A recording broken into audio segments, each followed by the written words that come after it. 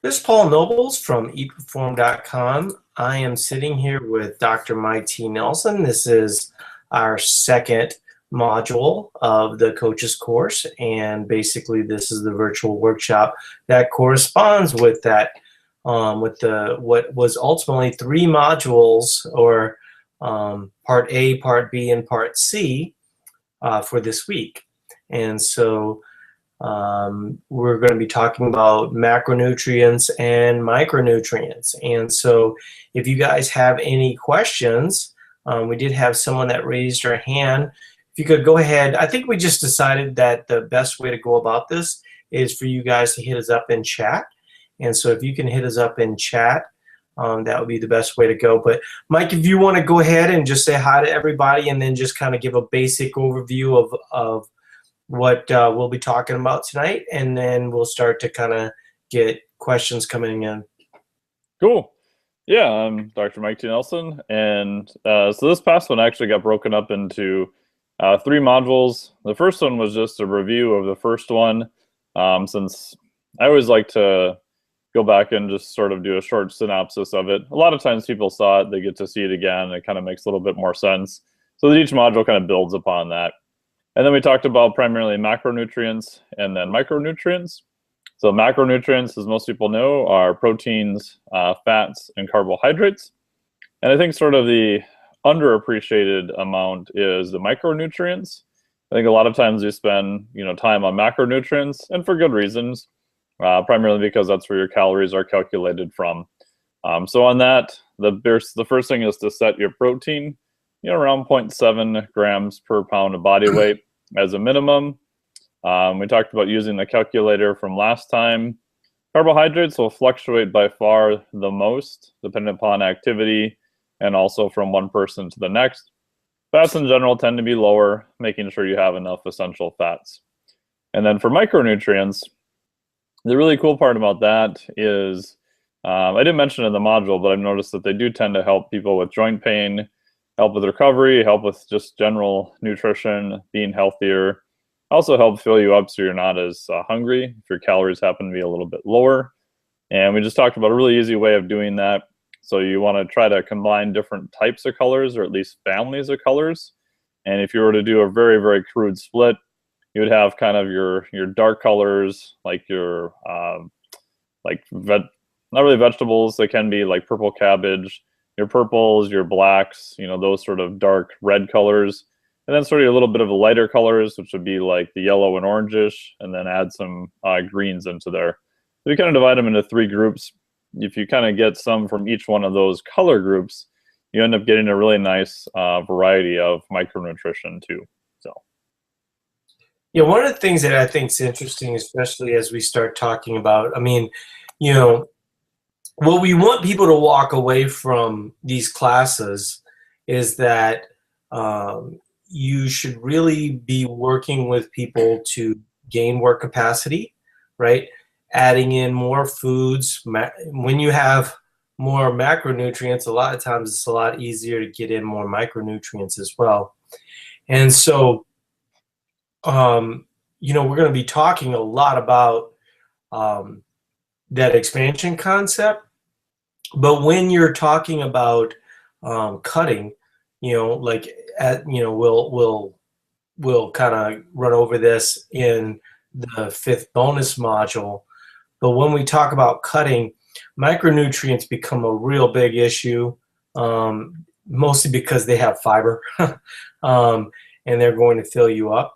And one of the things that I see people struggling with a lot whenever we start to get into a short cutting cycle is, they'll say, well, gosh, I had pizza and I'm starving. It's like, well, yeah, when you're cutting, you're going to be really eating a lot of fiber. You're going to be eating enough carbohydrates to kind of keep you satiated, and then kind of fill in the protein from there.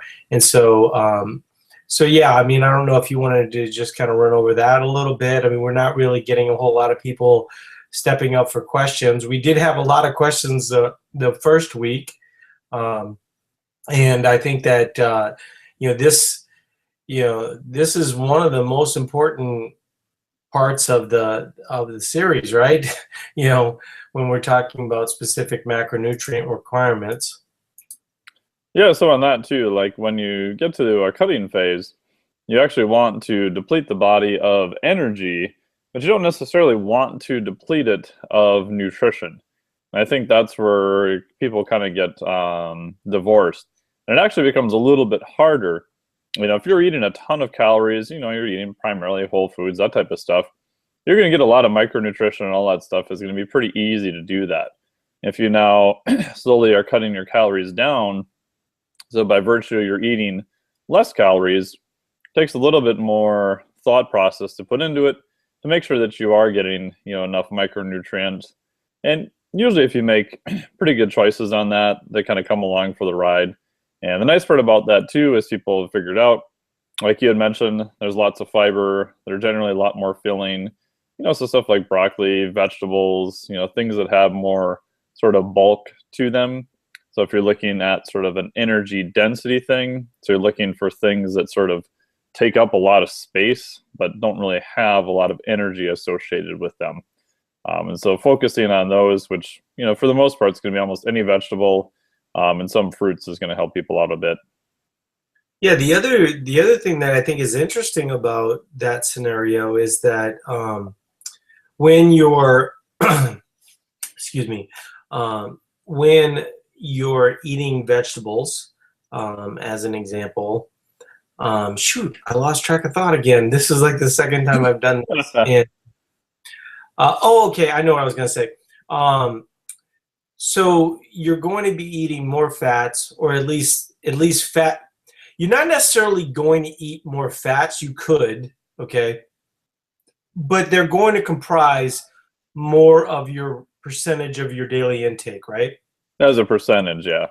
Yeah, and so then you also add fiber. From a metabolic flexibility standpoint, the effect that that's going to have on insulin is going to be profound. And so what Mike is talking about, I think, is a really important, very basic concept that everybody needs to understand. What we all want is for this to be not uncomfortable at all, right? And when you really start to get into some actual fat loss, there has to be a little bit of uncomfortable. You have to be uncomfortable a little bit. I don't think it has to be extreme, and certainly it's a lot easier if you have high work capacity, if you're eating a higher amount of food normally. Do you have any thoughts on that, Mike?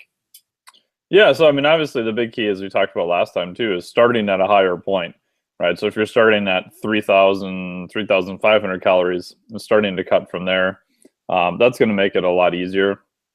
And you're correct that as a percentage, in general, you're probably going to have a little bit more periods of time where you're going to have lower amounts of carbohydrates. The benefit to that is that's going to shift your body more over to using fat as a fuel source. In general, insulin sensitivity is going to be a little bit better too. An extreme example of that is fasting, right? So one of the fastest ways to get more insulin sensitivity is obviously exercise.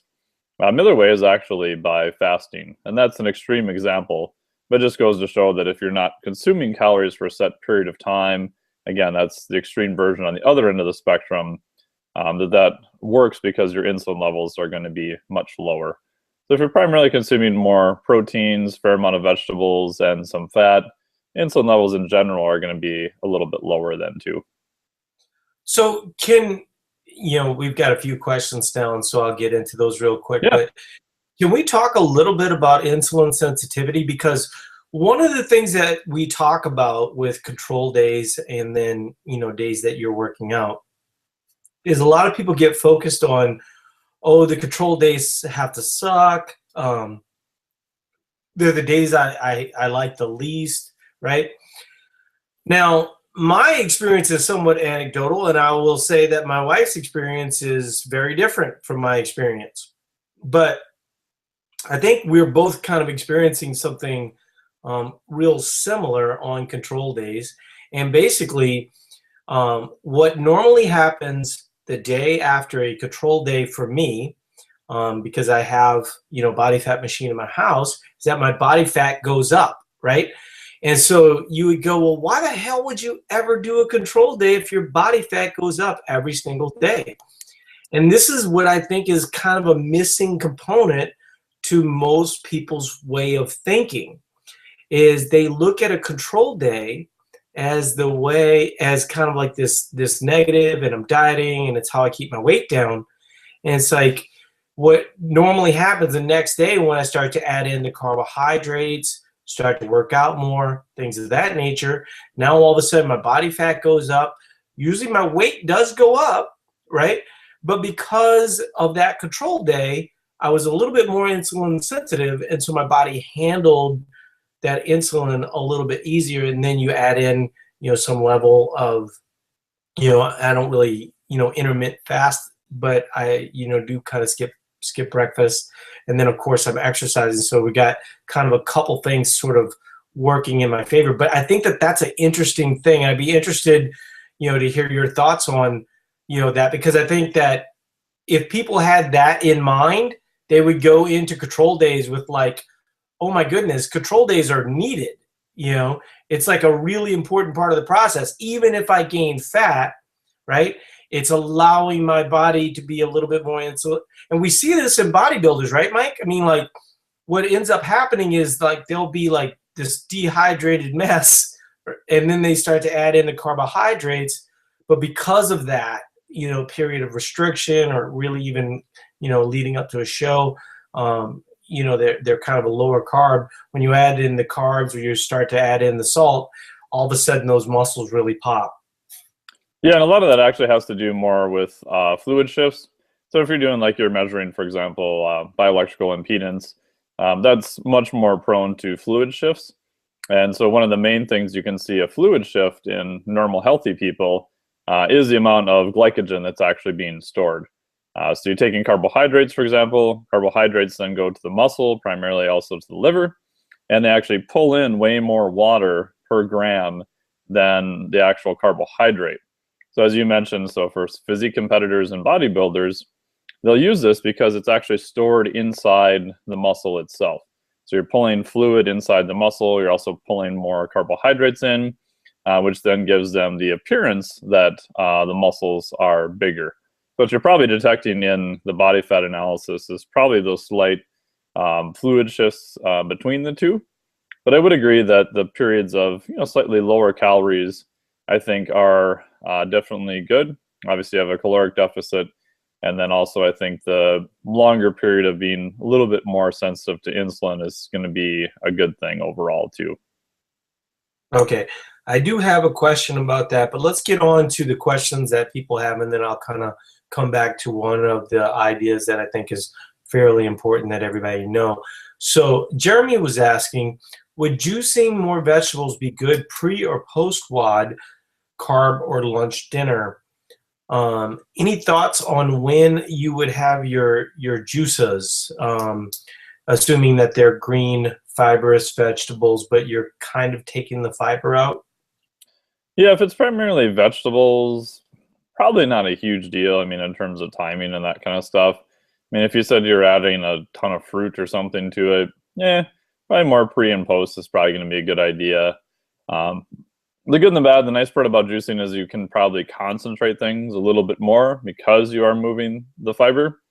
The downside is, from a satiety standpoint, you're removing the fiber, so they're probably not going to be quite as satiating. And a lot of times what people do with the recipe, in order to make them tolerable, depending upon their taste, they tend to add a lot more fruit. Fruit's not necessarily bad, but if you start really, really heavily concentrating that, you can get a fair amount of calories and a fair amount of carbohydrates in actually a small amount. So I would say just kind of keep those things in mind. Yeah, like my brother-in-law drinks those nature drinks. Mm-hmm. And he's like, "Oh man, it's so healthy." And I'm like, basically, you're having like a milkshake every day, Yeah. And so kind of keep that in mind. I do have a lot of experience with juicing, Jeremy. I wasn't always the adult that I am now, and juicing changed that for me. And so when I added in juicing, One of the things that you could do to keep the fiber would be to blend it rather than juice it. Yep, that's what I do. And so so that would be something that I would consider. But in that scenario, let's say that you do blend it, what I wouldn't do is have it pre or post WOD. I would really try to keep it more outside of your workouts at that point.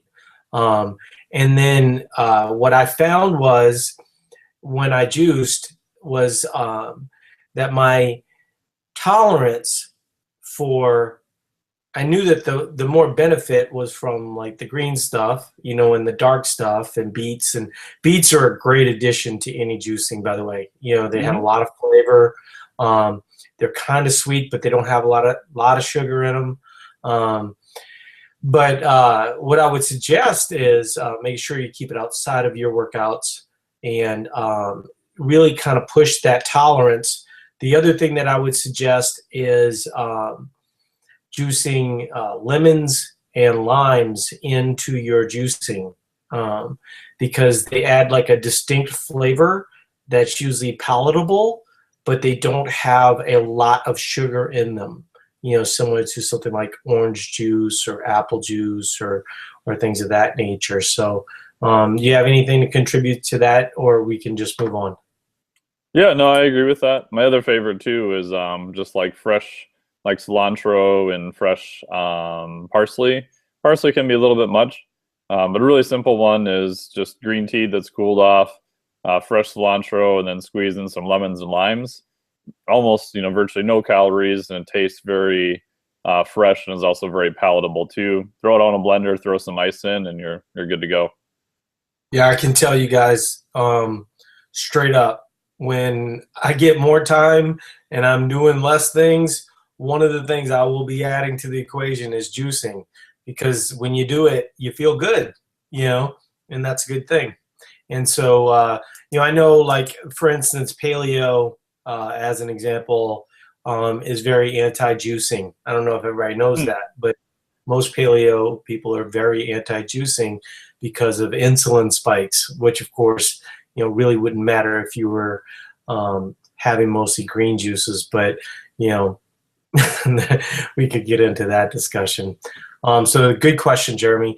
The other thing that Nicole was saying, one way that would be really helpful to put this info into use is to give examples of real case studies. Is that possible to do? Well, I know I'll speak to Mike in a second. Mike and I, well, at least I'm hoping to have this conversation with Mike on how we're going to present week 5. But week 4 and 5 will be sort of like that, where we'll give you guys examples of how we work with clients, the changes that we make, because all the science stuff is kind of interesting, but if you can't put it in application, then what are we really teaching you, right? And so that's one thing. But I'll let you answer the question in just a second. One thing that has been coming up a lot, we're getting emails, I'm getting messages and stuff like that, is well, I have clients, I want to work with clients, you know, blah, blah, blah. Okay. So part of the idea with the Eat to Perform certification is that you can pair it together with the Eat to Perform materials, right? And then support, and then you could basically just plug and play into a system that we already have to support you, right? And so, like, this lone wolf scenario where you'll know everything about metabolic flexibility and all this other type of stuff, that's really not the goal of this. You know, the goal of this is for you guys. I mean, when you think about what everyone enjoys about Eat to Perform, it's really not the science part. As much as Mike and I probably, yeah, much as Mike and I probably hate that, really it is the social part. It's the support part. It's seeing a lot of other people succeed. I mean, if you're in Science Lab Social and you saw Hunter's picture the other day, that's the kind of thing that you know, allows people to realize that the plan works. And so if you keep that out of the equation, you're really missing out on a big component. And so, I have posted how to sign up as an affiliate through ClickBank. It's very easy to use. It seems very imposing at first, but truthfully, it's not.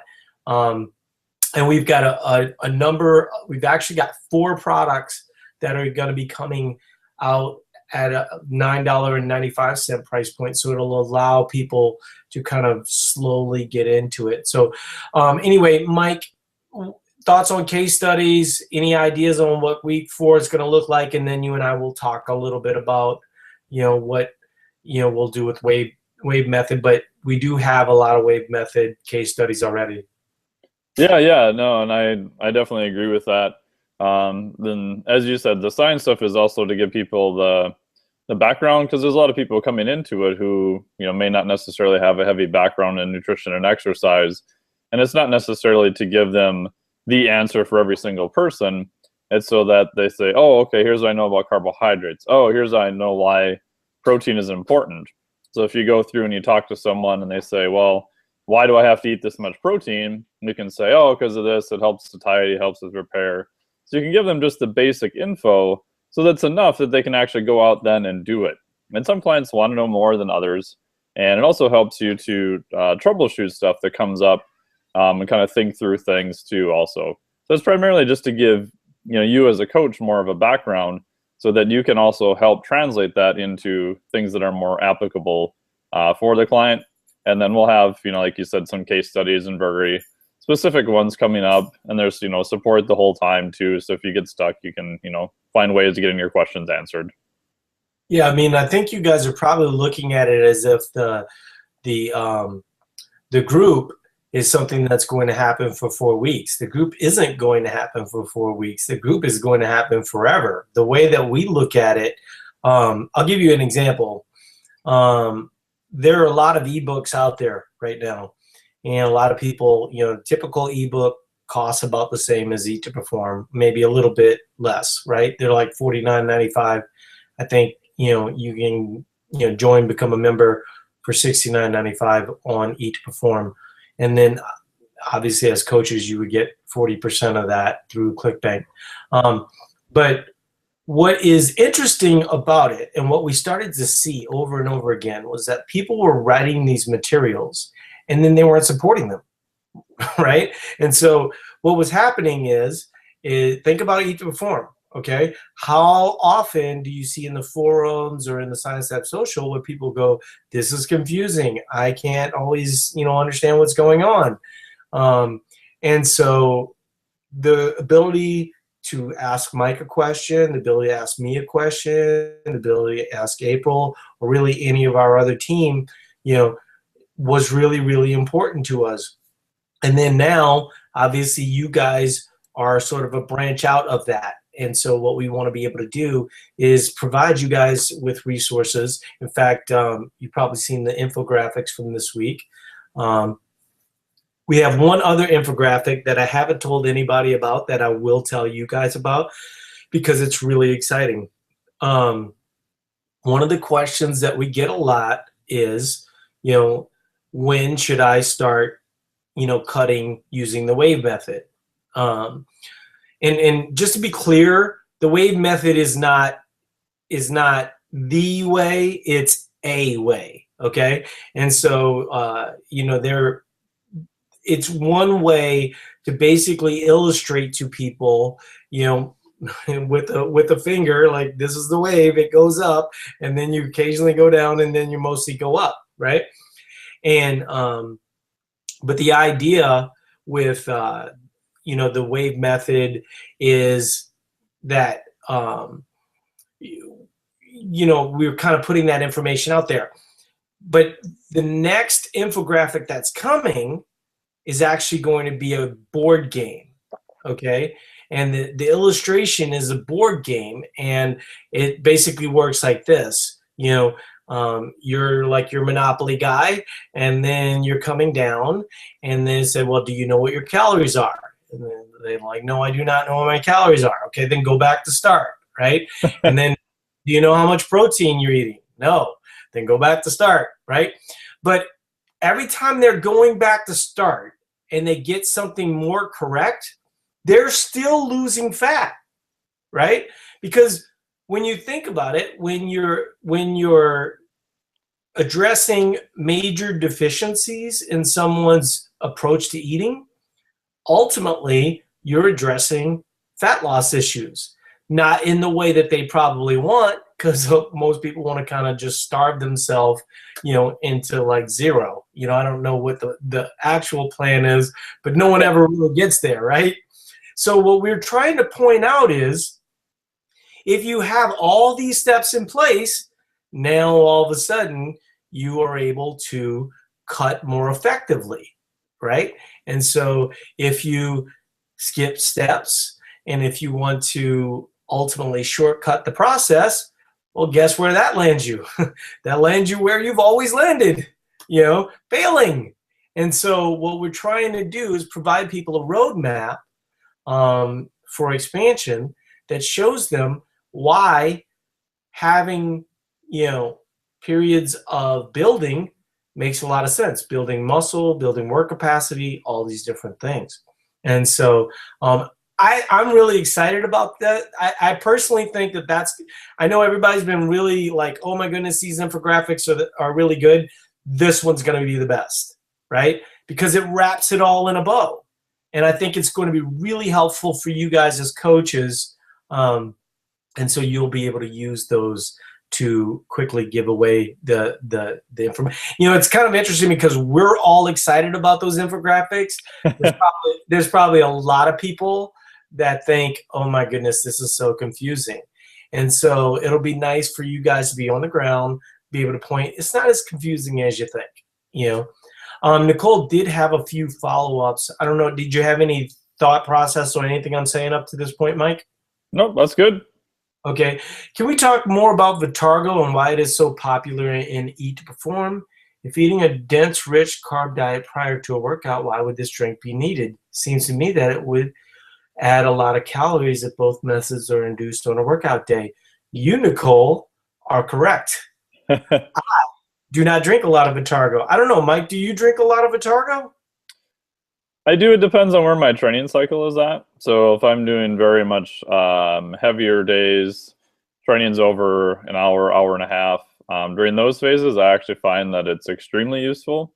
Also because of the convenience, and then I also usually have some during the heavier training sessions, and I find that just it's absorbed really well and that type of thing.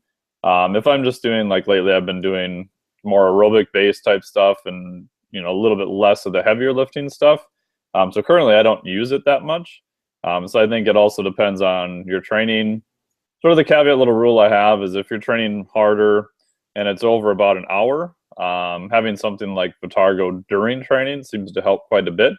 If you're doing, your sessions is like 45 minutes or so, I haven't noticed that there's as much of a difference at that point. Okay, so I'm going to pin you down, Mike. How often do you use Vitargo a week? On average for the year, how often? I would say in a normal training cycle per week, probably like 3 times a week. That's probably what it comes out to be. So heavier sessions usually Monday, Wednesday, Friday is usually pretty average. Sometimes Friday gets bumped to Saturday. So probably like 3 times a week if I were to look at just a, average from an average cycle. See, if I was Nicole, I would think that we always drink Vitargo and we're constantly, it's like Vitargo, Vitargo, right? And Mike's currently drinking out of a Green bottle. Vitargo. No, I'm kidding. But I barely use Vitargo, right? I maybe use it twice a week, oftentimes once a week. Why? Well, for one, like Mike is saying, my training sessions are usually an hour and a half. But like Nicole is saying, and Nicole is bringing up a really good point, is when you take an energy-dense carb source, okay, you're taking out pasta, you're taking out rice, you're taking out, and I know pasta is like the evil sin nobody should be doing ever, right? But, occasionally, having a wide variety of starches makes a lot of sense. And so, mostly potatoes, mostly rice, occasionally pasta, if you're drinking Vitargo 5-6 times a week, what you're going to find is those calories really add up, and it's taken away from whole food. And, we could argue all day whether supplements or whole foods are better. They're kind of both equal out to be about the same. But in general, I think you're going to see that your clients are going to have more success when they're focused more on food most of the time rather than constantly looking at shortcuts. If you guys, have been active in Science Lab Social, when we first started off, it wasn't, that crazy, right? And then we had that period of Rice Krispie treats and Oreos. And so, I started having the discussion with everybody. I was like, okay, I mean, this is great, but I mean, really, are we setting the example that we want to set? I mean, it's okay to say that you eat some of these things occasionally, but it was starting to get to the point where, like Science Lab Social just became about that.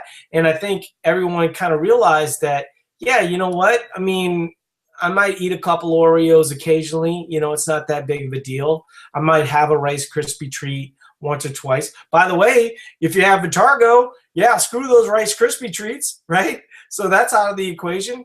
So, and I would consider, them similar, but, obviously a Rice Krispie treat probably be a little bit more filling. So, the most I will do. Now, all that said, I almost will never miss Vitargo on deadlift day. It's just every single time I do it. I mean, my typical protocol is, something like chicken and rice. And when I say something like chicken and rice, what I mean is Chipotle. And then, Vitargo before, and I just lift better. I lift more comfortably. So she did have a few more follow-ups. She said she likes the infographics. Always have heard better to eat your calories versus drink them.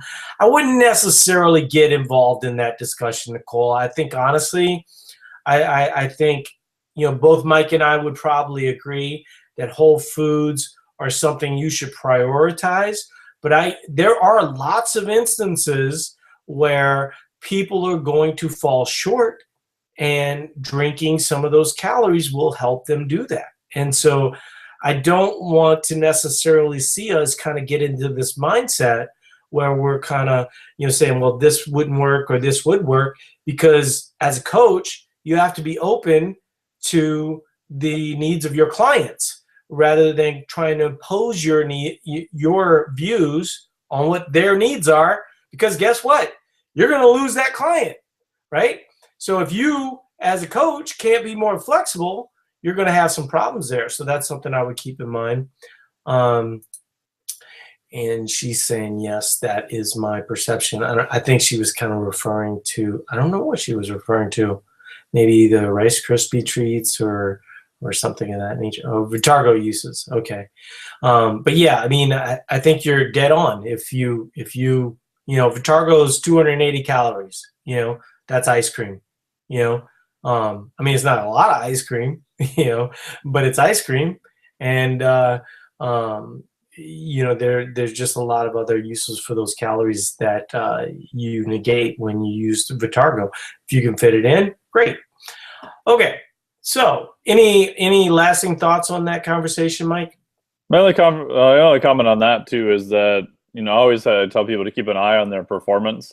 So sometimes people get so hyper concerned about calories that over time their performance during training starts dropping just because they are trying to save all their calories for later. So my only caveat is, as long as your performance is still going good, you're probably fine. But if you're doing longer sessions, you're doing heavier sessions, and you find that you're doing an hour and a half, and over time your performance is dropping, adding more calories during or around training is probably going to be highly beneficial.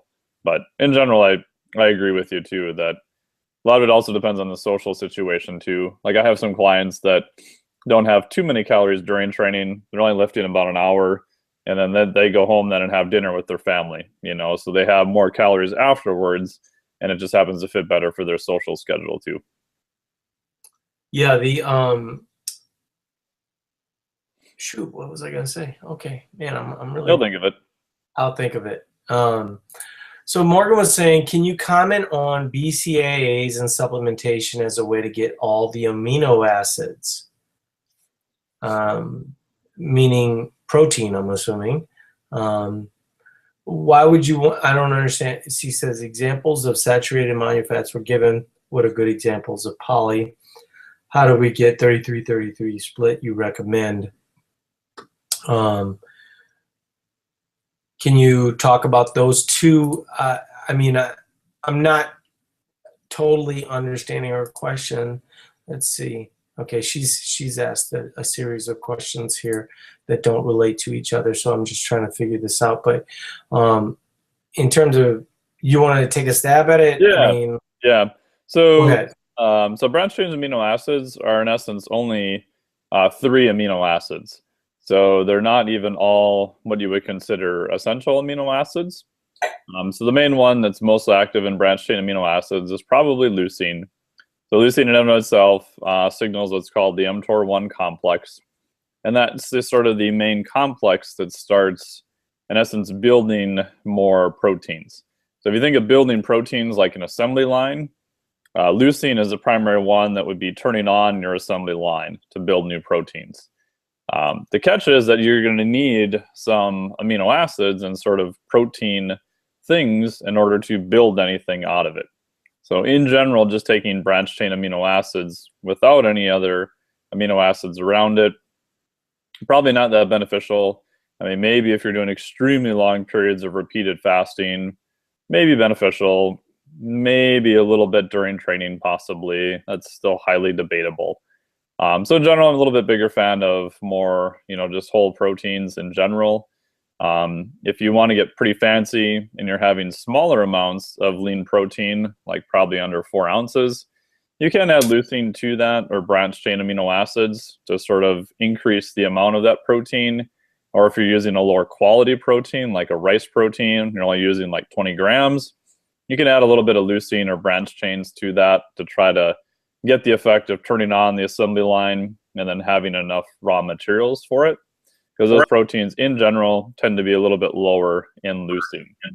So if you look at the literature, leucine dose is about 2.5 to 3.5 grams per feeding. Getting some weird feedback here. So that'd be my thoughts on that part. Yeah, I mean, kind of the secret here is, the reason why people take BCAAs is they view it as not having calories, right? And so what people are really asking when they talk about BCAAs, it's so funny to me that like this never gets brought up, but the whole point of BCAAs is to serve as some level of protection for your muscle, okay, without having calories. So this is one of the biggest arguments, I think, for expansion, and we talked about it a little bit with micronutrients, is when you're looking for protein, what you're really looking for is whole sources of protein or complete proteins. Whey protein, as an example, would be a good example of that. Egg protein. Some of the vegetable proteins are incomplete proteins, but they could be, kind of supplemented to kind of get all the way there. But in general, when you're eating a good amount of food, you can justify those, those calories. She did say, I do eat meats and other protein sources as well. That's what confused me about your question initially, because it sounded like you wanted to just drink all of your proteins, which isn't, something we would probably recommend. And she said she drinks BCAAs after training. It's hard for me to, like, if BCAAs work for you, like if you like them, it's hard to say no, but I just don't see them being that beneficial. Yeah, I've never really said to anyone, like I used to take BCAAs and it was fine. It seemed like it helped. I would say that the thing that helped the most though was actually eating an adequate amount of calories, so that would be my suggestion there. I'm assuming that Morgan is a female. Did you have a question? Yeah, she had a few other questions. Examples of saturated and mono fats were given. What are some good examples of poly? How do we get that 33-33-33 split you recommend? Yeah, so the easiest answer on that, I'm hearing myself in my head, but I'll keep going. I usually tell people to cook like a saturated fat. So coconut oil works well for that. Butter's okay. Coconut oil has a little bit higher smoke point, so it's a little bit easier to cook with that. If you're looking for more monos, just add like a high quality extra virgin olive oil to food after you've cooked it. You don't really want to heat olive oil, so break it down. And for essential fats, eating a fair amount of wild cold water fish, or adding fish oil supplements. That's probably the main one that most people are going to be deficient on. Again, that's a drastic but that allows you to have enough saturated, enough mono, and enough essential fats. By also keeping your levels relatively low at the same time. So, Mike, you're having major issues. So what I did was I muted my mic to see if I was the problem, and it turns out you're the problem. I don't know how we fix this problem, but not only are you reverberating, but it's obviously causing issues from your standpoint as well. Morgan, was that helpful as an answer? Because honestly, I was sort of distracted by the reverb. She said, also, how do we go about the blood spot test? You recommend it as a baseline piece of knowledge. What is the cost of it? Basically, they can have any questions on it. Probably the easiest way. The Omega, I think, is the name of it. Okay. Is it possible that you could just, she could just ask it in the forum, or is that it? Yeah. The easiest way is probably email me, or I can get her all the info. So. Okay. Yeah. Anyway, let's see. Do they know your email? I know your email. Yeah. Or if you even put a note in the forum, the moderators will kick it over to me. Okay. There we go. Or we'll just tag you in it, and that'll work. When you're not poking rats.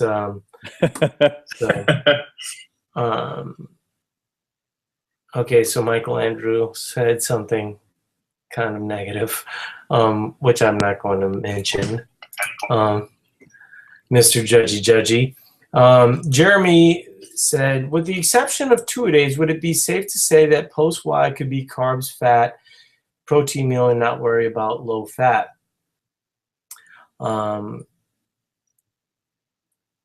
Mike, are you available, or are you still working? Yeah, that's right. Plug in again. Yeah. With the exception of 2 days, would it be safe to say post-Y could be carbs, fat, and protein meal, and not worry about low fat? Yeah, I would say in general that could be fine. If you're not going to train until the next day, you've got 24 hours to increase your glycogen levels. Which is primarily going to be related to caloric intake. Yeah. Okay, I can tell you right now, and everybody listening to this is going to know that in the forums they're going to tell you to avoid the fat, and that in general would be the recommendation for optimization. Okay, but you didn't ask an optimization question. What you asked was a scenario that's sort of normal, and so last week we had this question, we had a number of people say, well, that's not what they recommend in the forums. What Mike just said to you is an example that over a longer period of time, you can play with things a little bit. But normally what you would be better off doing, Jeremy, is having some general simple rules for people rather than having 80 rules that just confuse the hell out of people, right? And so that would be the one thing that I would keep in mind as you're listening. If you're asking from a standpoint of you, Jeremy, working out, awesome. You just got a great answer. Okay, but if you're asking from a standpoint of all your people keep in mind that the more you change, the more confusing things are going to be. So usually when we talk, we're trying to talk to 15,000 people. And so therefore we're trying to give a best case scenario, right? Generalized answer. Generalized answer. Yes, generalized answer. And so that, people had a problem with that last week, and I just wanted to clear that up as he's asking this question. So Gina's asking, why the difference in this course and what the okay. So basically exactly what I'm talking about right now. Why the difference in this course and what the mods recommend? 2 areas, 40 grams of carbs, pre and post versus 50 to 75s in the forum, and fast carbs post in the forum versus doesn't really matter for once a day training. So Mike, you want to go ahead and answer it? I mean, I know we just kind of covered a little bit, but can you go ahead and just kind of dispel, like, well, you go ahead and say what you need to say. Yeah. So they're basically trying to come up with a rule of thumb for it. And carbohydrates are going to vary from one person to the next. So that's part of the reason. And the other part too is when people in the forum will ask. A lot of times it's about a very example that's usually given there. The answer that's given specific to the question that was asked. And sometimes that doesn't necessarily fit the general template. So you're trying to accommodate both. That's the hard part when you write an ebook or something like that. You're trying to get people close to the general area that they need to be. And in the forum, if they have a specific question, then you can dial it down a little bit and give them a more specific answer to that. Yeah, I think really, and she did kind of in some follow-up said that it was answered. I think what ultimately you want to do is that, and what I think our staff understands in a big way, and I would really urge you guys to understand, okay, that when you talk to one person in an open forum, you're talking to 15,000 people, okay? So if you're thinking that you can give a very specific answer to that one person, okay, that's really not what's happening there. And so, oftentimes as hey, I did this science course and Mike and Paul talked about all these great ways. Yeah, I mean, that's awesome. But, are you going to alienate the people that you're trying to help? Are you making things more confusing? I mean, don't take this course and, view it as a license to kind of puke science on people, right? One of the reasons why Mike is sitting here in front of you, and I think it's actually one of my great talents, is I can talk to you about these concepts that we research in a very layman's type way, and the smarter you try to sound, oftentimes you got to ask yourself, is that really helping someone? And so that would be the one thing that I would, caution you guys with. So yeah, I mean, 40 grams, 70 grams. Mike actually talked a little bit earlier about 0.7. In general, in the forums, we recommend 1 gram per pound of body weight, even down to 0.8 on occasion. But then we'll sometimes say lean mass, right? It just really depends on the individual. So what does it depend on? So I'll just run through the 3 scenarios, okay? In general, the number is 0.7 or 0.8, okay? So, as a general rule, if you're trying to get people to eat more protein in a healthy way, that's probably going to be a good general rule, okay? 1 gram per pound of body weight, guess what? That's easy to remember, right? So it's probably the simplest way. Yeah, they're probably overeating protein a little bit. Is that bad? Probably not. Protein's pretty satiating, and so it's a good thing, okay? So then you go, well, what would be that lean mass scenario, okay? Let's say that you have a client that's 300 pounds and they're 45 to 50% body fat. Do we really need that person eating, 240 grams of protein a day? Probably not. they'll probably be fine. One of the things that Mike could talk a little bit about, and I had a little question. Hopefully, Mike's audio gets a little bit better. But the fat acting as a protector of your muscle in the case of someone cutting weight. Can you speak to that a little bit, Mike? In terms of like an energy source, is that what you're thinking? I mean, basically, if you're cutting, right, and you're lowering calories and you have a lot of stored fat, your body's not going to look at your muscle as an energy source in that scenario. It's going to look at your fat as an energy source because you have an abundant amount of fat available for it to use, right? So I think what happens for a lot of people is that we get caught up in like these protein numbers. The people that probably need it the least are the people that are obese because they have a lot of fat to draw off of, and ultimately that ends up being sort of a way that their body can kind of protect and save that muscle. Do you know what I'm talking about there, the general idea? Yeah, and I would generally caveat being how metabolically flexible they can actually fat, and that again is going to be how an individual level and that type of thing too. But from a raw, Mike, you're almost unwatchable at this point. Let me I try can't hear you. Let me try a different microphone. Yeah.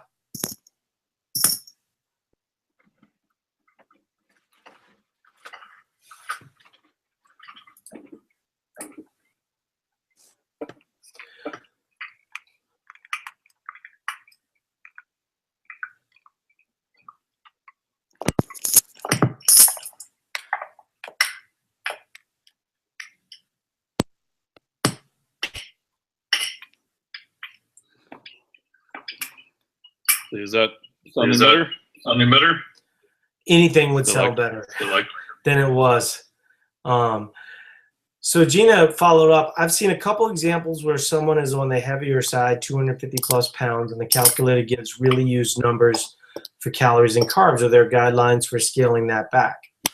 Well, let's finish the other conversation because we were talking about fat acting as a protectant, and you used the qualifier of if they're not metabolically flexible, then what would happen? Yeah. So Can you hear me all right? Yeah, for now. Yeah. So I look at it as how much they have, and then how well you can access it. So someone who's more overweight has a fair amount of fat. So then the only question is, are they able to effectively use it as compared to carbohydrates? And that'll vary from one person to the next. So over time, talk about they'll be able to access fat a lot more easily too. So they'll have an energy surplus and the ability to use it also. Okay, that sounds good. There is something going on really weird with like the Google Hangout or something. Maybe there's some kind of feedback that's causing some kind of blinking green thing. Yeah, I still hear my voice. In my head all the time. Yeah, I apologize for that, everybody. We had some issues last week. I thought that was a little bit more related to being in a hotel, but internet should be fine here. Yeah. So Gina was saying, I've seen a couple examples where someone is on the heavier side, 250 plus pounds, and the calculator gives really used numbers for calories and carbs. Are there guidelines for scaling that back? I have guidelines. Did you want to speak to that a little bit? Because obviously, like the Katch-McCardle formula and things of that, when somebody's really high in weight, it's not optimal in that scenario. And I know what I do, but can you speak to that a little bit? Yeah, and they're talking about just high amounts that are recommended by the calculator. Yeah. Yeah. So I view that as it's an estimate. And then it's kind of giving you a direction of where you would want to go. So if the person's at 1,500 calories, say you should be at 3,000, that means that you've got a pretty big difference there. So over time, you may want to consider slowly going up to that amount instead of saying, well, I'm going to try to cut from this amount. So it's trying to give you an idea about how far off they would be, and then kind of where the direction they would want to go. But not to get there overnight. Yeah, I mean, one of the biggest things, the mistakes in kind of speak to this a little bit, is when people are overeating tremendously, right? And they've got a lot of bad habits and things of this nature, really kind of focusing on those habits, getting them into patterns that allow them to eat more whole foods that'll end up filling them up, ends up being a plus. But if the calculator is saying 5,000 calories, right, and then maybe they're eating 6,000 calories, and that's causing some obesity issues. But even in a case where they would be eating 4,500 calories, if you brought them down to 3,500 calories, they would still have more energy. They'd be more able to do things. The problem is that's not what anybody does, right? I mean, I know a number of people that are 400 pounds plus, okay, and we talked a little bit about this with the fat layer being a protectant for the muscle.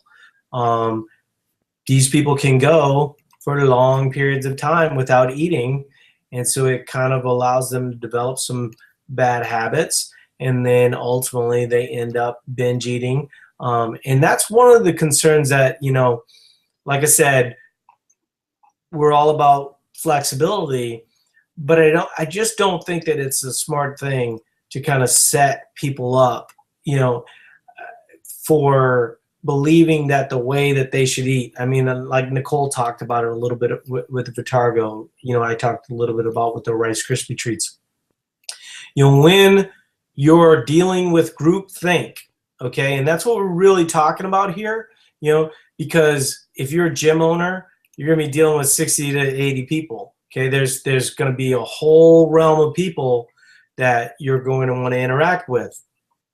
There's the eat clean and train dirty people, and then there's the eat dirty people.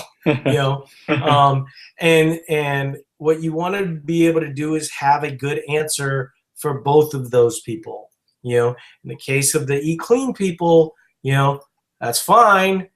Show me how much. If you're constantly eating at a really low deficit, it's not going to end up being the end-all be-all that you think it's going to be.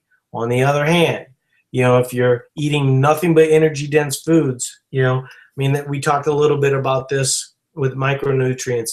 Interesting thing about cutting is that you virtually have to have more nutrient-dense foods so you can get throughout the day. So a lot of times, you'll feel great, right? I mean, as long as you're not cutting too extremely, because you're starting to add in more micronutrients, you're eating more whole foods. A lot of times that people are on this side of the scale where they're just eating, bad choices a lot of the time, ultimately, those people are going to benefit to kind of coming back to the middle. And really pretty much everyone should live in kind of that middle, the majority of the time, kind of eating with balance, thriving, getting enough energy for what they do, that type of stuff. But I think it's really interesting when you think of it from the standpoint of you have to have a broad discussion with a lot of people. And so you have to, on the one hand, say to the, and you guys see it, say to the clean eating people, hey, look, let's measure it. Let's see what you're doing. That's a big thing of what we talk about. On the other hand, I have that same discussion, with the other folks, that, you're no better than the clean eating people. There's no judgment either way, and that clouds way too much of this discussion. And so if you can stay out of that and just stay in the middle the whole time, you're going to be in a much better spot, and I know that's a little different conversation than what we're talking about with the science, but I think what we're really talking about here is the way to have a conversation with people that's going to make some sense.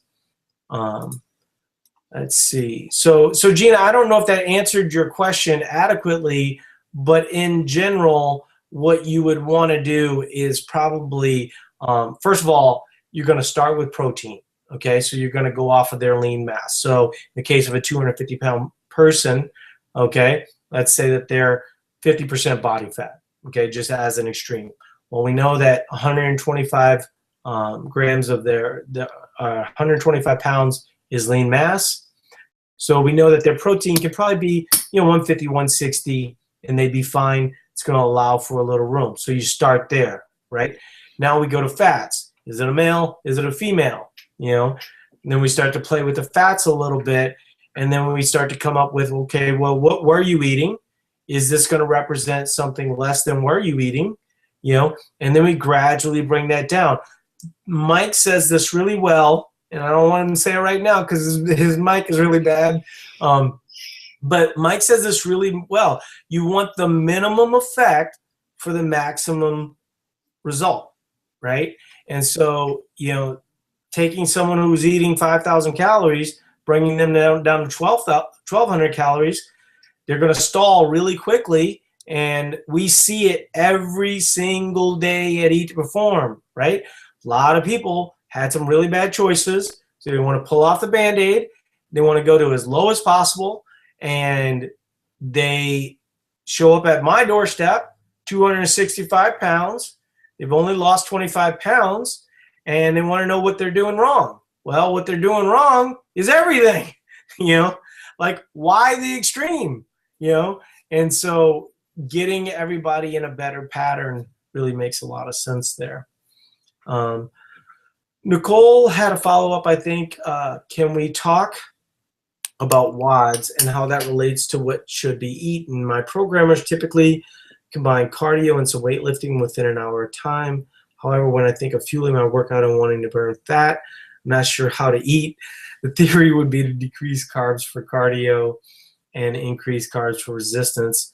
I know many people who want to sculpt, lose the fat layer that they have a good amount of muscle beneath. What do you recommend? Nicole, I'm seeing kind of this pattern with your questions, and it's all less, less, less.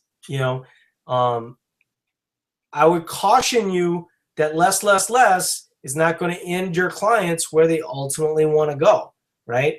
And so, yes, there is going to be some level of restriction that's going to make some sense for them occasionally. But once again, if you look at, many examples in the forums, what you're seeing is people that up their work capacity, up their caloric intake, ultimately the small amount of times when they're actually cutting, it actually makes it more effective. So, Mike, can you speak to your question, or do you need me to read it again? Yep. So in general, you'd want to focus on your performance of your training. And for most people, if that's going to be having more calories around the time that they train, that's going to maximize fitness. And most of the workouts that type of thing are glycolytic in nature. You are actually using in that. I would prioritize that first. Yeah, I mean, one of the things that you're asking is, should people have more food around their workouts, right? And what she's kind of implying, she's not thinking less. I love to eat my sweet potatoes and eggs, but I don't know the burn fat versus performance piece. I think that you're trying to think of things way too acutely. Even in the case of sweet potatoes and eggs, sweet potato, I love it when people say to me, well, I eat a sweet potato and it makes me feel so good. That's awesome that the 30 grams of carbohydrate made you feel good. But more often than not, people need a lot more carbohydrates to get them throughout the day. So I would say that the biggest issue is really the whole picture rather than focusing on that little piece. And, Mike talked about it. I don't know if you were here last week.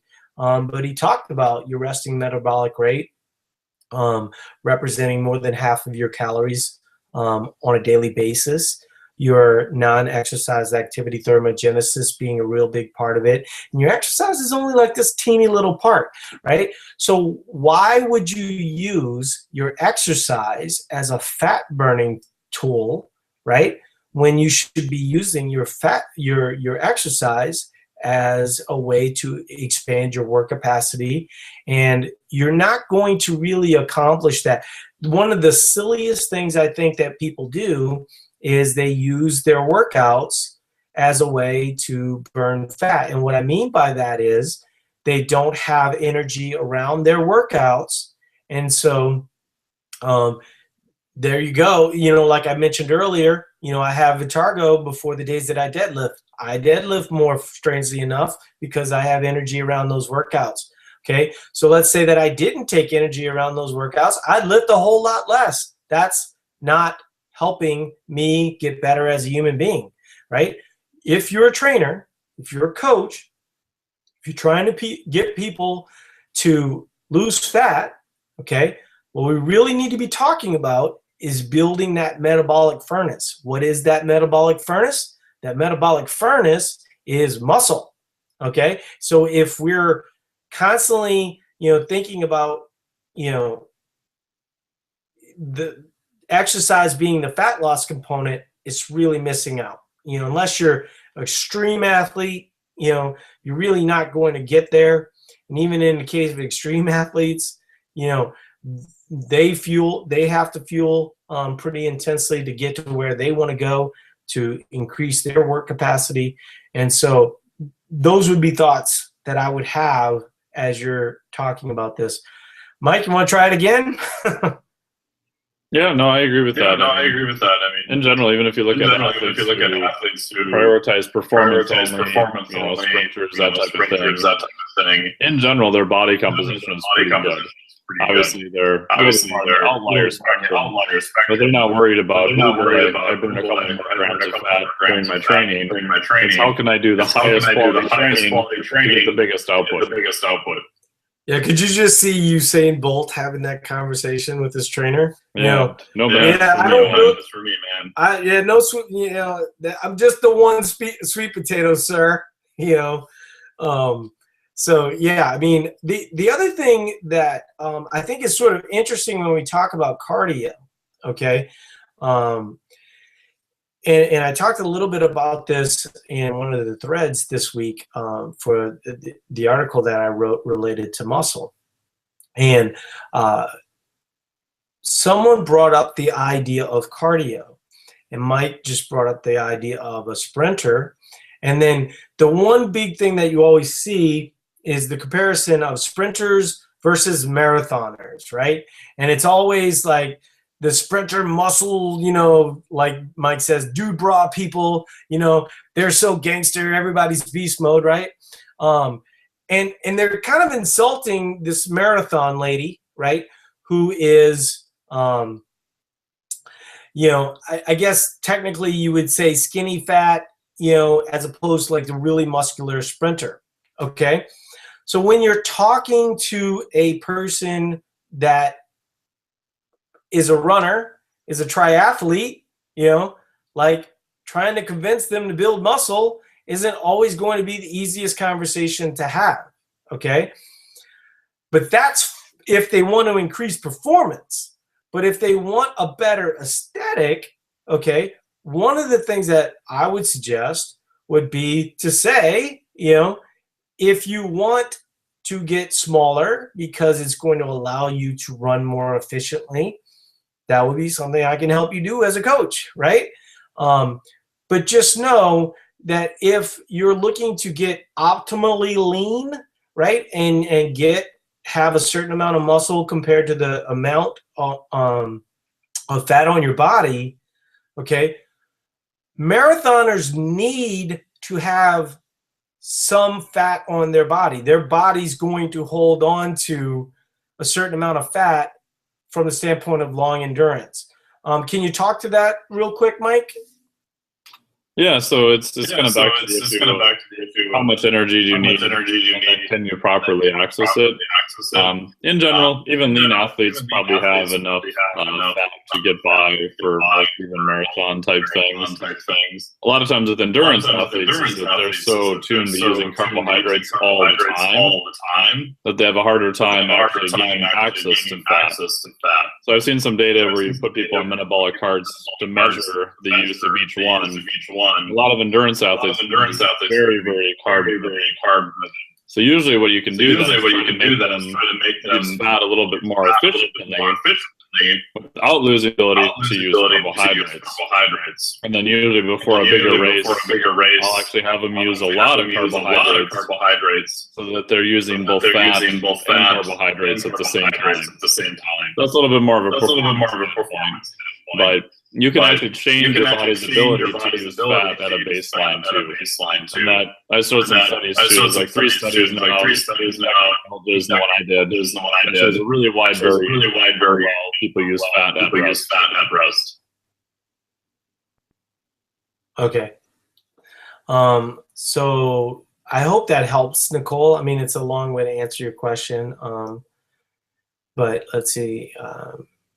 Okay, let's see. Kim is saying during a cut, are only the carb grams adjusted normally? I believe you mentioned adjusting the fats as well under certain circumstances. You want to talk about how you do that, Mike, or I'll talk about the way that we do it as well. Yeah, so in general, most of the modification is going to come in carbohydrates. Protein's going to stay relatively steady. And at some point, I do have people from fat, but at some point, you don't want to go on fat because one, it's really hard to do. You still need some essential fats and all that kind of stuff too. So, in my experience, most people are on fat. Carbohydrate in general scales down, and then we always watch the performance to make sure the performance doesn't just go off a cliff at some point.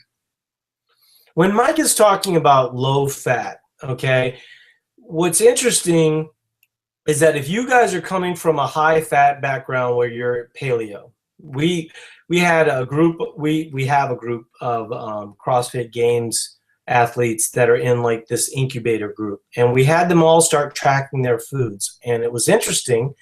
We had more than 3 guys that were eating more than 250 grams of fat on a daily basis. Okay, so when Mike says low fat, okay, he's talking about like 30 grams. Am I wrong, Mike? I mean, what can you give like a basis for what you believe to be like kind of lowish? Yeah, so in my experience, it's very rare. I'll have an athlete go below about 30 grams of fat. Most of them are 40 to 60 on average. So that's really important for you guys to hear, okay, is, we're not trying to get people to cut at 100 to 125 grams of fat. If you're going to try and get your clients to cut at 100, we actually, Mike and I had a conversation with a real high level CrossFit, games trainer, right? And one of the recommendations that they had for people was they had a 130-pound woman, and they were recommending that she eat 200 grams of fat. I didn't get that. That's why I got the bat signal. Ultimately, I think what Mike and I said to them kind of, went against their dogma, right? And so we're probably not going to end up working with them, which is fine, because we're only going to be talking about the facts, and we're not going to make up, a scenario where you can try to lose a bunch of fat, recommending to clients that they should be eating 125 to 150 grams of fat on a daily basis. There's no reason for an active individual, to have that amount of fat. Now, if we're having a discussion of should that person have that amount of fat in a maintenance period, that's a possibility, right? but even like somebody like Spencer, who works with us on occasion, he's pretty lean. He's a pretty big dude. He eats 100 grams of fat on, a day, So these extreme fat numbers, as if that's some super equation of health, isn't necessarily going to be what, I would believe that a lot of people need to be focusing on. In terms of a general rule, what we do is we will start a female at 75 grams, okay? And so as an example, we're considering 75 grams sort of a maintenance number, right? And so when you look at where we would cut, like in a wave cycle as an example, I'm typically going to bring most of those 75 gram people back to 25 grams. And then I'll give you an example of how I changed that for Danny Horan recently, okay? So basically, when Danny was cutting, I had her somewhere in that 30 to 50 range because we needed to keep her carbohydrates up high, okay? And it certainly sucked. She didn't like it. It wasn't fun, but she got to where she needed to be. The good majority of the time, though, I would say 90% of the time, her fat was around 50 grams, and she functioned fine at that, had no problem with it at all, okay? As we moved to maintenance, we moved to 75 grams, okay? What happened was, after a while, she was still getting like too lean. What did I do? I added fats, right? So, you don't want some of these athletes to get too lean, because when the WODs start to get longer, kind of like what I talked about with marathoners, and similar to what Mike was saying, that you want these athletes to be able to access fat in long endurance, okay?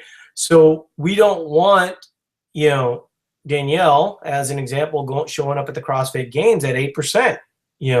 That's not going to be a great formula for her winning the CrossFit Games. And so we want to try and kind of keep her to a relatively lean space, but you've got to kind of monitor that a little bit. And so that's how we play with the fats, and hope that helps to give an example, because somebody asked for a case study earlier, and I think that's a really good case study. Let's see, Nicole, follow up on, let's see exactly. Also, other health effects like CAD that need to be taken into consideration. Any thoughts on CAD, Mike? Yeah, so for cardiovascular disease, for people that are on a higher baseline, I always recommend them to know what their blood work is. Because in some people, you will see really high fat intakes, their triglycerides and their cholesterol just goes up exponentially. Some people it doesn't bother them at all. Their blood levels actually sometimes get better. But I'd say anytime you get to the extremes of the spectrum, then you really want to keep an eye on your blood work. I had a client before I started working with them. Started adding a whole bunch of fat to his coffee, 4 tablespoons or 5 tablespoons of butter. He said he felt better in lots of ways. But luckily he ran his blood work again, and his cholesterol and triglycerides were all just super screwy. We cut it out, and they all again too. So anytime you get on the extremes, make sure you know where your blood work is and what's going on. Yeah, I think that, as someone who had weight issues, okay, and ultimately changed my situation, my triglycerides were high, my cholesterol was out of whack, and all this other type of stuff. And I think one of the things you should look at, Nicole, because it seems like you're kind of on one side of the equation, and you're hearing a lot of information that is more whole foods. The one person that I think you would be interested in listening to, if you're open to another point of view, is the work of Dr. Stephen Blair. And what he's from the University of South Carolina. He's one of the professors there. Mike turned me on to him. I've had some discussions with him through email. But what he's saying is that it's much better for a bigger individual with more fat to be focused on doing something, right? And so, the idea of trying to get these people to lose massive amounts of weight really quickly as a health solution, I'm not saying that they shouldn't have a focus on losing fat, but I think oftentimes when you're trying to correct something like cardiovascular disease, you'd be much better off having them, like Mike says, smallest dose possible. And so let's get them moving a little bit. Let's get them eating a little bit better. Okay. I can say, as someone who went from, kind of that obesity stage in the mid 40th percentile to ultimately 9%, that the only way that you do that is gradually, so I don't know if you're a fit person or if you're someone, that, is trying to, try to finish things off a little bit. But I would say that when you're dealing with somebody that has more fat to lose, what you're going to find is you're going to be up against it if you're just trying to get them to eat chicken and kale. You'd be much better off gradually changing their behaviors. And then there's a concept that someone mentioned to me. I don't know if you've heard of it, Mike. I don't know how big of a deal it was. It doesn't really mean much to me, but I like the whole idea. It's eat this, not that. I think that was kind of a bigger deal like 10 years ago. Men's Health had a book on that, I think, didn't they? Yeah. And so, but the basics of eat this, not that is just to gradually make changes. And that ultimately that those changes are going to be more sustainable. When you look at the secret of Eat to Perform, the real secret is that we're just telling people there are no shortcuts, and that, it's okay to be patient. And you know what? It's okay to actually have a little bit of fat on your body as long as you're prioritizing health. And prioritizing health, for myself, as an example, for someone that was relatively inactive, I tried that eat less model for years throughout my whole 30s, and I never had the energy to want to do anything. And so taking out energy, I think, is a bad solution for a lot of people, unless we're talking about just nibbling at the cheese a little bit, right? Where you're just kind of small focus. So that would be something I would think about there. So we did answer Kim's question, talking about fats, and I think we gave some good examples there. Let's see. Okay, so Morgan, Morgan's asking, in reference to micronutrients, the best way to get them is veggies from what I read. What about multivitamins for daily use? That would certainly be a good thing. I typically don't take a multivitamin because I get enough in my diet. Any micros we should really focus on or ensure that we have sufficient amounts of. Any thoughts on that, Mike? Like zinc and magnesium and stuff like that? Yeah. So I would say a multivitamin is cheap insurance. The only caveat with that, you're a guy. Probably don't want the one that has iron, because guys can build up too much iron. Women usually have the opposite problem. Enough iron. And I would agree with you that the two most common deficiencies, at least in the U.S., are probably zinc and magnesium. So if you were going to have a little bit more of those, more multivitamins, that may help. Again, that only helps if you're deficient in them. If you're already sufficient, adding more zinc and magnesium isn't going to do much. So Michelle is going to be our last question. She's saying, what are your thoughts on lowering fats and replacing with carbs while staying within your total calories? What would the benefit or detriment be? You want to take that one, Mike? Yeah, so I'd say, depending on the amounts, Usually, if someone has a pretty high fat amount, and I will keep their calories the same and just exchange fat for carbohydrates, and then watch their performance. Most of the time, their performance usually goes up. Now they're getting a better stimulus. They're adding, more strength, more muscle. They're burning more calories, and the total amount of calories is actually the same. So usually, that's a easy things to do. Yeah, one of the things that I think is sort of interesting, and it's sort of highlighted when you're cutting, is as long as you can stay to a really short cycle, what you'll see is that you can really play with those fats a lot, Michelle. Like I mentioned earlier, talking about what we did with Danny, and then ultimately now she's eating anywhere from 85 to 100 grams of fat on a daily basis, because at this point she's working on a lot of metabolic type stuff.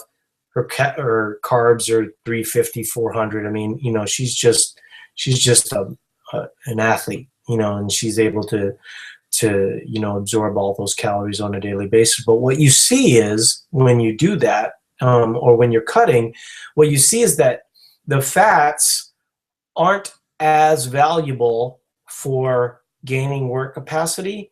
And you go, well, gosh, Paul, you're always talking about this work capacity, but I want to lose fat.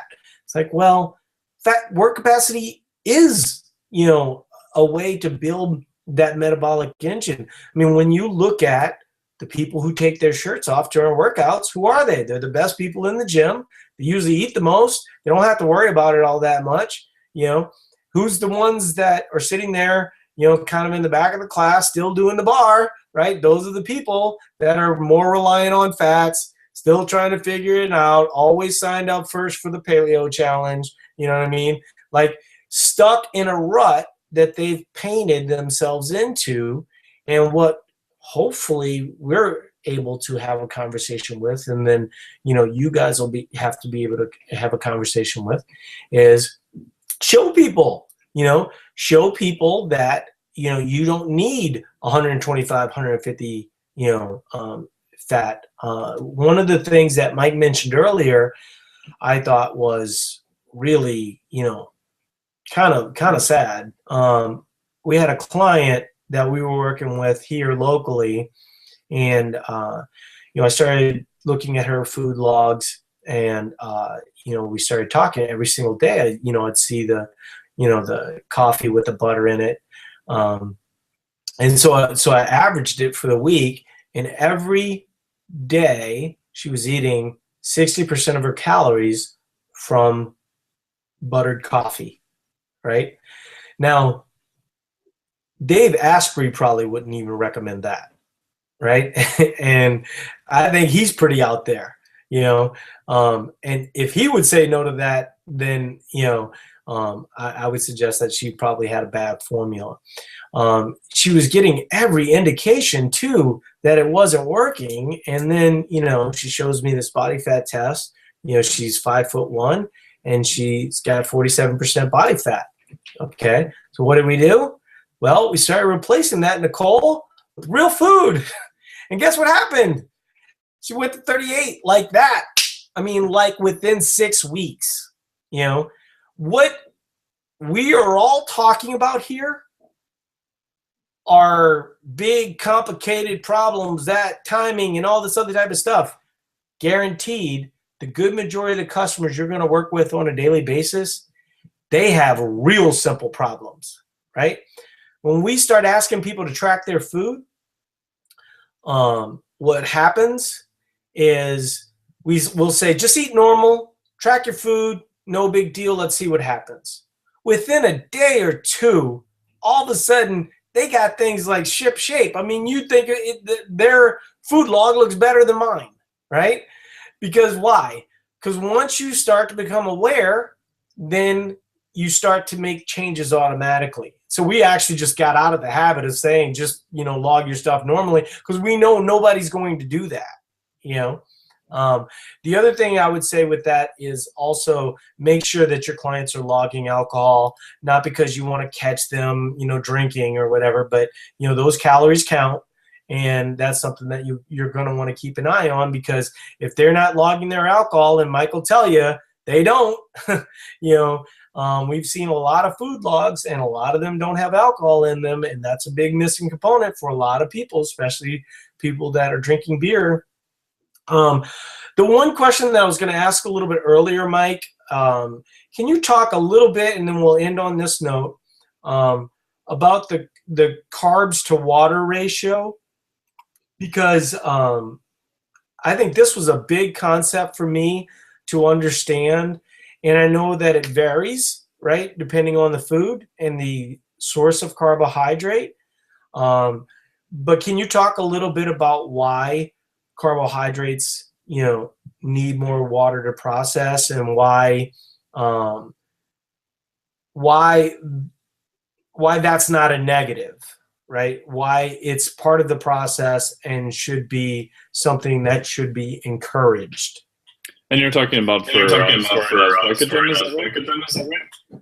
Yeah, well, I'm just talking about, the one that I'm thinking of is Lyle McDonald's, 4-to-1 ratio, carbohydrates to water. Do you know what I'm talking about now? I think that's for glycogen, right? I mean, in general, if you eat carbohydrates, you're going to be more inflamed. That's the whole basis for, a lot of this stuff, because your body needs to process the carbohydrates. Whereas from an insulin perspective, fats and protein aren't, near as they're not going to require as much water to process. Let me know if this answers your question. There is some interesting things I've noticed with clients related to cortisol levels and also carbohydrates. So I had she's a CrossFit competitor. She has competitor competition before in the past. And so she was cutting down in order to make weight. We had 6 weeks to work with her.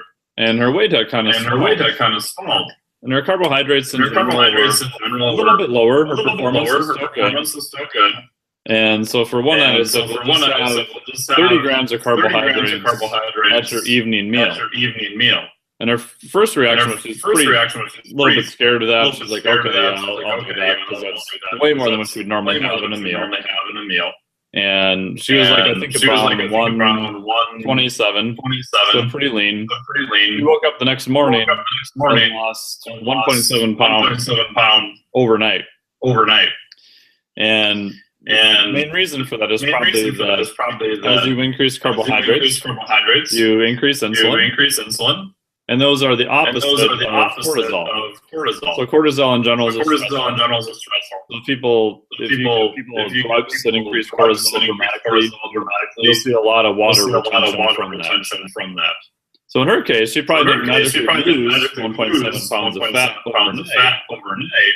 But she had enough insulin, proper levels of cortisol, so now she was able to release a lot of the water, and she was actually leaner at that point. So a lot of times you see these inverse relationships between people too. 30 grams of carbohydrates not enough to add much of any fat, even if it all got diverted to fat. But you do see those changes, usually more so in women. So that may be what you're referring to. So just let me ask you a question. Mike, you eat 700 grams of carbohydrates. Are you going to retain more water or less water? As the amount of carbohydrates, in general, you will pull in more water, and most of that is stored in glycogen, which is a stored form of carbohydrate. So I think the ratio is like 1 to 3.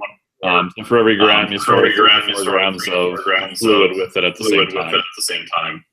Okay, but follow me here, because I think we're on the right track. Okay, so you've filled up your glycogen stores, but you still have some excess water sitting on outside of the cell, right? You are either going to process it or store it as fat. Am I incorrect?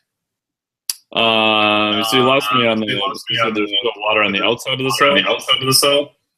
Well, okay, you retain water. Okay, you're going to fill up your glycogen.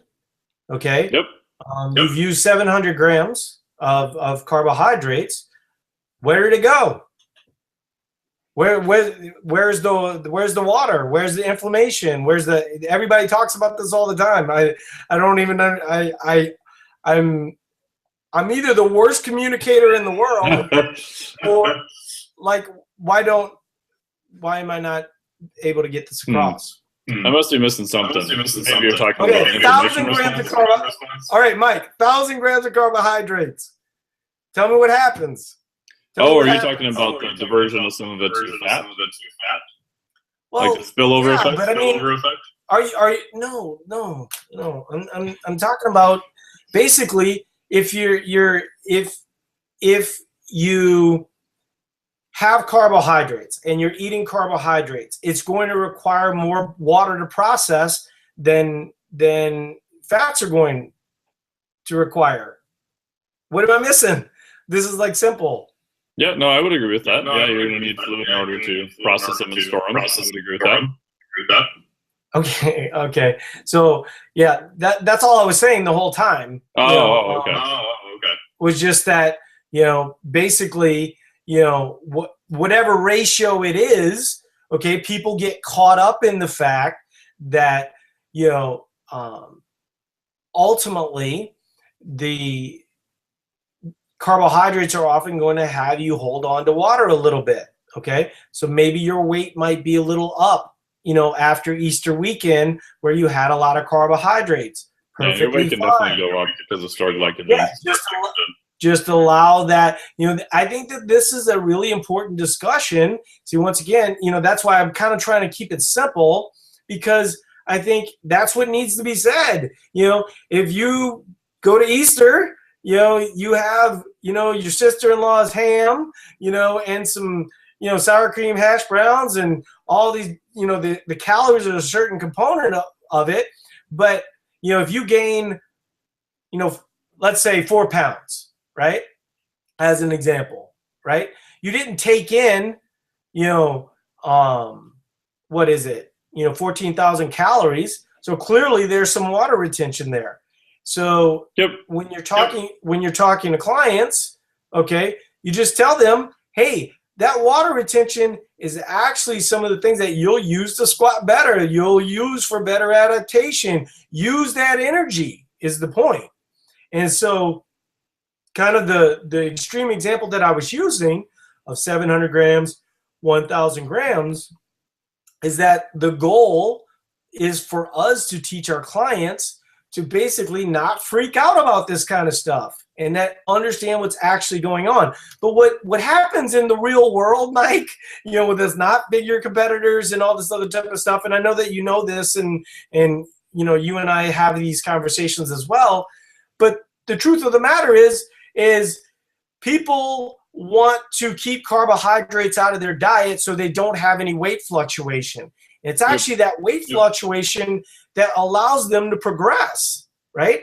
And so when we're talking about macros and we're talking about carbohydrates and we're talking about using fats for energy or carbohydrates for energy, what we really need to be moving to the discussion to is how can you use these things to increase your client's ability to exercise, okay? And then you go, well, why is exercise so important? Well, because living's really important, right? And so if you view exercise as everything that you're not doing when you're sitting down, it's pretty valuable to know how energy systems work and what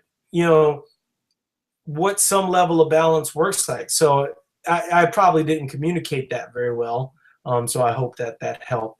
So Nicole said something. Let's see. Gene is saying one molecule has four. This is exactly what I was saying. One molecule has 4 molecules of water attached, right? So you'll carry more water, carbo plus hydrate.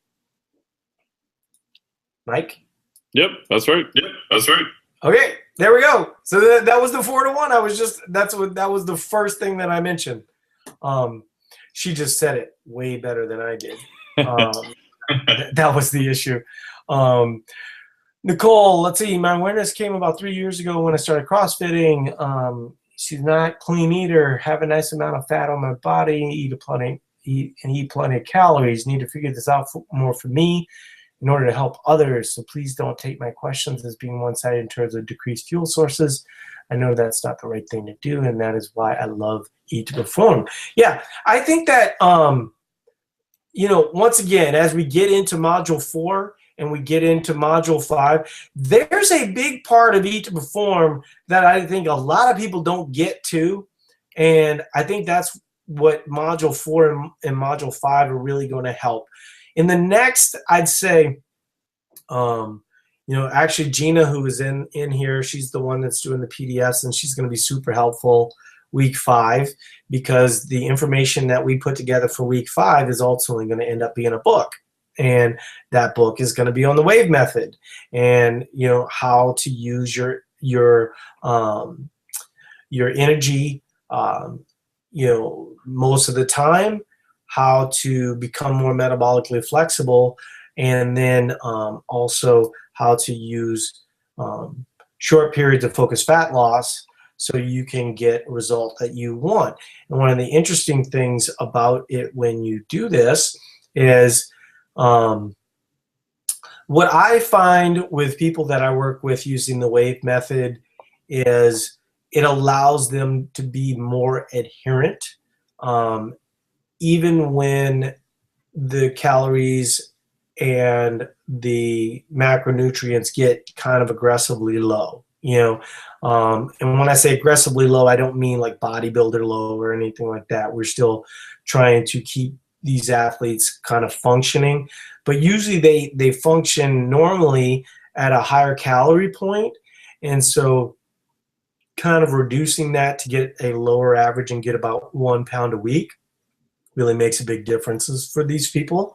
And so we will talk about case studies. Mike and I really haven't gone over the way we're going to present week 5, but I think it's going to be fun for you guys, because I think what it's going to do is kind of take some of these complicated ideas and really start to break things down into simplistic format. And so I'm pretty excited about that. Any lasting notes here, Mike? For some reason, your mic is like great now. Awesome. Still echoes in my ear, but as long as it sounds good there, we're cool. Okay. All right. Well, we're going to leave here. Sorry for all the audio issues and kind of video issues. I don't really know. It's like the video is blinking too, so that might be one of the reasons that's causing the audio to be a little weird. So hopefully, if you could take a look at it, by next Thursday, that might be a little helpful. Will do. Yeah, and then Mike and I are going to kind of have that discussion about like how we're going to present some of these case studies and things of that nature, because I think that is a really good suggestion. It's something that we do a lot. If you haven't seen, the YouTube channel, started to do some of those, and we probably have, I would say we have 5 of them. 3 of them are really good. 2 of them, probably it's not the best.